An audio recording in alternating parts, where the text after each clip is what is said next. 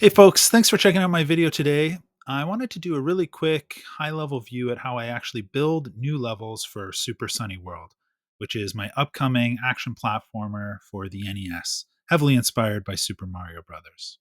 So levels in Super Sunny World are built in this tool called Tiled, which is a modern level editing tool used by tons of games, not just NES games, but all sorts of modern games. And the game is structured, as I mentioned, similar to Super Mario Brothers. So there's 8 worlds, each with 4 levels each. And in Tiled, that means I have 4 worlds, or sorry, 8 worlds in Tiled, and each world has 4 primary levels. So this is 1 1 here, and then 1 2 here. The order of the levels is just determined by their XY position in this world view. So if I grab this level, say, which is 1 2, if I drag that up here, it now becomes the first level in the game. So that's how I keep things ordered, and I can very easily visually see the layout of the game. So let's create a new level. So the way I usually do that is starting with a template. I open a new file, and at the bottom here I have a bunch of templates. Template for the desert levels, grass levels, lava levels. We'll do a grass level today, so I'll just duplicate that, rename it to Gym Video, and then just open that up, and you can see it's kind of just a endlessly scrolling flat plane. So the first thing we need to do is add that to a world. To do that, we go here, and I have this secret ninth world in the game, which is how I do most of my testing.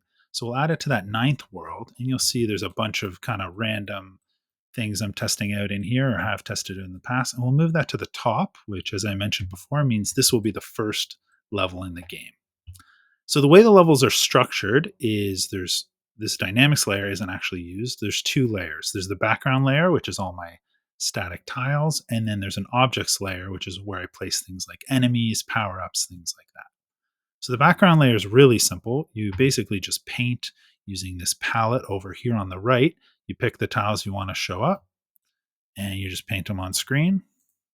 Easy peasy. And that's it. Those will now show up in game.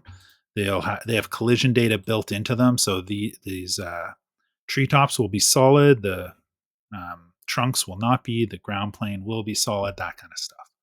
Uh, the other part of it is objects. So these dynamic parts of the level. So the first one is one that's already in here, actually. So this green box here is the spawn point. Now, if we wanted to place an enemy, we do something very similar. We just drag a box here, and then I have a list of classes to select from. This is basically every object in the game. So if we wanted to place maybe the most basic enemy in the game, the snake, which I call a skeleton for legacy reasons, we'll just put that there. And now when the game starts, we'll get a snake at the top of that. Now, if you want to place coin blocks and things like that, those are a little special. Basic coin blocks, you just place like this, like any other background tile. And by default, those will spawn coins. Similarly, if you wanted to place breakable blocks, those will be breakable by default. Now, if you want to put something in one of those boxes, you just, like the snake, drag a box here, and we're going to grab a class. In this case, I have this thing called object spawner. So this is how all the power-ups and things like that in the game are spawned. So these have a sub property called item type, and this is what to actually spawn. So in this case, why don't we spawn a 1-up? So then we pick that, and now when the level gets parsed, it'll know to spawn a 1-up when you hit this block instead of a standard coin. Now, the last type of object along these lines is a transition object. So how do we get from one level to another? So let's do a pipe. Now, these don't actually require a pipe background tile, but it looks a lot better if you have one. So I'm just going to drop in another object, and in this case, it's called a transpoint pipe. And I have a bunch of different ways to transition levels, but in this case, we'll look at a pipe. So in this case, the sub-properties are where to go to. So I'll just put in another test level I have called final item. And you can say which spawn point to spawn at, but in this case, I just want to go to 0. So we'll leave the default there, and then we save that. So now I just save all of that, and I jump into Visual Studio. So in Visual Studio, I have this Python script that's basically going to rip through the entire world set, go through every level within every world, build a table of the order of the levels, the objects, all that stuff. And in the end, I'll get a whole bunch of headers, which are basically just byte data for the whole game that the game knows how to interpret, but to the human eye isn't super readable. I have some comments in there to help, but generally I'm not looking at this. So I have a script in here called build all and run. I could build just the maps if I wanted to, but in this case, we'll just build everything: audio, maps, meta tiles, code, and we'll see what happens there. So you can see it's built the audio first. Now it's processing meta tiles. Now it's going through all the levels. This array here is the order of all those primary levels so that it knows when you get to level 1, 2, what actual index is that, because it's not one to one. Okay, so now we're in the game. Everything's built. And I have a little cheat code to get to that world 9, that secret world where I do my testing. So I'll do that now. Now let's turn off the audio because it's probably super loud. Okay, so let's jump to that secret world. Okay, cool. So we got our guy here. We can break these blocks. We can kill the snake.